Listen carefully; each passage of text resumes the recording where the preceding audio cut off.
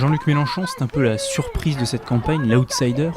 Terreur des grands patrons, trouble fête de la gauche, il rassemble des foules immenses, mais pourtant dans les sondages, il talonne Marine Le Pen et ne décolle pas vraiment de sa position de quatrième homme. Alors pourquoi ce décalage? Mélenchon est-il une superstar ou une bête de foire?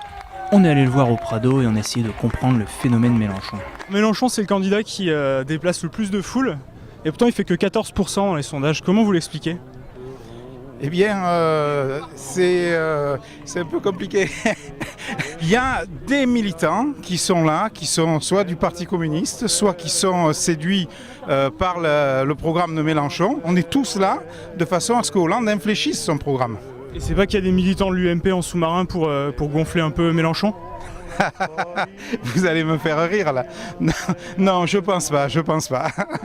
Alors, il y a toujours un décalage un petit peu entre le mouvement social, entre ce qui peut se passer dans la rue et puis les résultats dans les urnes. Ça veut dire quoi? C'est-à-dire que les gens qui viennent écouter Jean-Luc Mélenchon ne votent pas pour lui?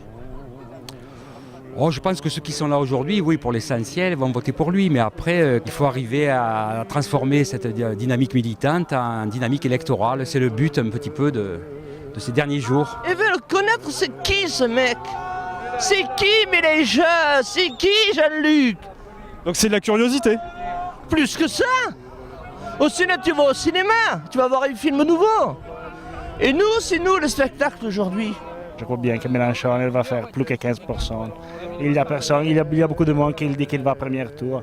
Ici, c'est écrit voter le 22 avril et le 6 mars. Ça veut dire qu'on va à deuxième tour. Je pense que les 15% c'est un gros trucage et qu'on sera bien plus que 15%.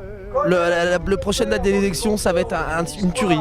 Pour moi, ça va être du minimum 20%. Après, c'est ma truc personnel. En fait, c'est les journalistes qui truquent les résultats, c'est ça?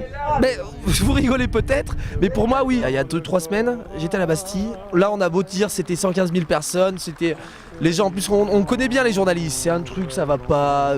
Et ben moi, j'y étais, je les ai vus. C'était 115, 120 000. J'avais jamais vu une manif comme ça. C'était une tuerie.